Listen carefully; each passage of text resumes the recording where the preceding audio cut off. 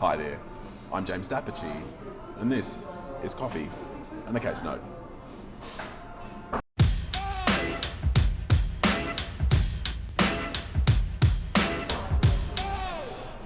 Team, today we are going to talk about corporate oppression proceedings, as we do from time to time. And today we're going to be talking about a plaintiff who brings an application against a couple of defendants.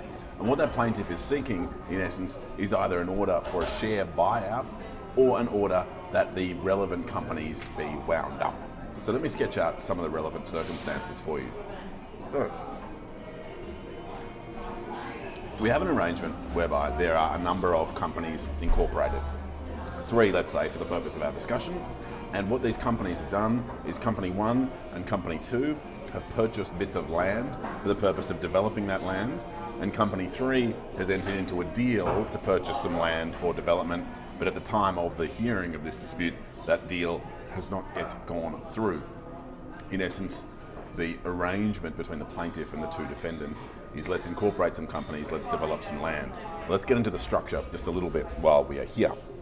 Now, what the position is that the plaintiff and defendant 2 are the shareholders in each of Company 1, Company 2, Company 3.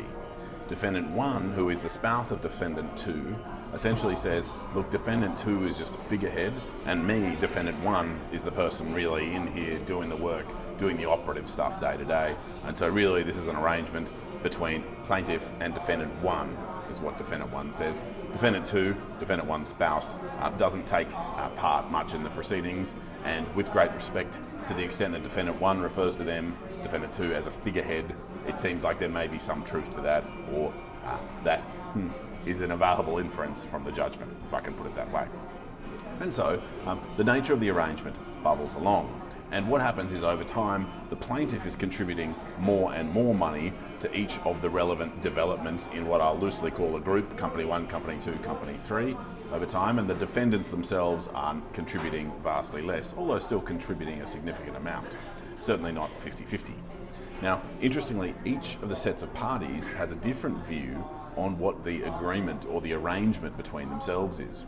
Defendant 1 gives evidence that says, hey, we entered into an agreement with the plaintiff.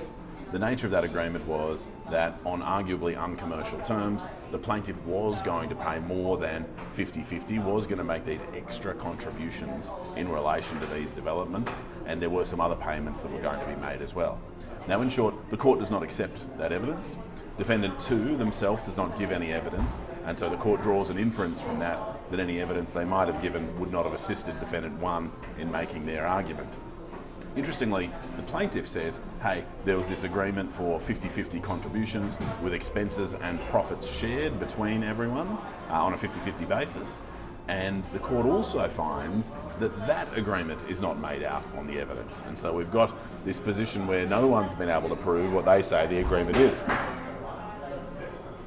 Nonetheless, we still have the plaintiff pursuant to Section 232 of the Corporations Act, either a share sale or a wind-up of the relevant companies.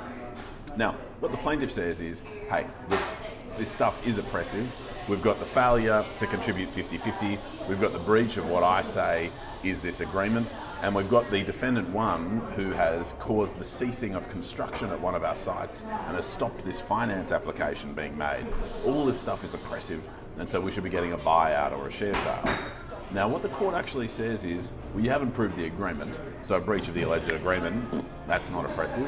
And the ceasing of construction and the ceasing of this finance application, look, arguably that was totally appropriate in circumstances where there are questions about the solvency and the financial capacity of these companies going ahead. So on one view, that was quite reasonable and not oppressive. But the position where the plaintiff is contributing vastly more and the defendants vastly less to these developments is oppressive, such that an order pursuant to Section 233 ought to be made. So we get to the question of, is it to be a buyout order or is it to be an order for a share sale? Now, the court works through the position in relation to this, and as you might imagine, the court can be reluctant to wind up companies that are solvent because it puts sort of third parties at risk and incurs costs that may be unnecessary. But there's evidence that shows the companies are heavily indebted, including heavily indebted to both the defendants and obviously the plaintiff. who's paid all this money. And so there's quite an extended bit of consideration that goes on, because the defendants are pressing for a winding up, we want a wind up, and the plaintiff presses for a share sale. There's also evidence that the companies are so heavily indebted that the value of shares in the company is nil, because the net asset position is a net negative, as it were. The companies owe more than they own. And so the value of the shares, it is suggested on the evidence, is nil, and that's for each of the relevant companies. And so what the court finds is that it is appropriate that a buyout order be made, and it is appropriate that the value of that buyout order is nil, and so orders are contemplated for the defendants, or indeed just defendant 2, to transfer all of their shares to the plaintiff for nil value, and that is one of the various orders made. Now, interestingly, the orders are marginally more complex than that, because the orders also contemplate the plaintiff paying in a substantial amount, in the millions, into court, for the court to then determine, right, how much do all these companies actually owe to the defendants, because we want to make sure the defendants get paid out before they then have to transfer their shares back to the plaintiff. But I say the most interesting part of this case is a reminder to us that in corporate oppression, we can have a buyout order made, and that buyout can be for the grand total of $0. I hope a discussion of that issue assisted you, and I look forward to speaking again soon over another coffee and in respect of another case note. Cheers.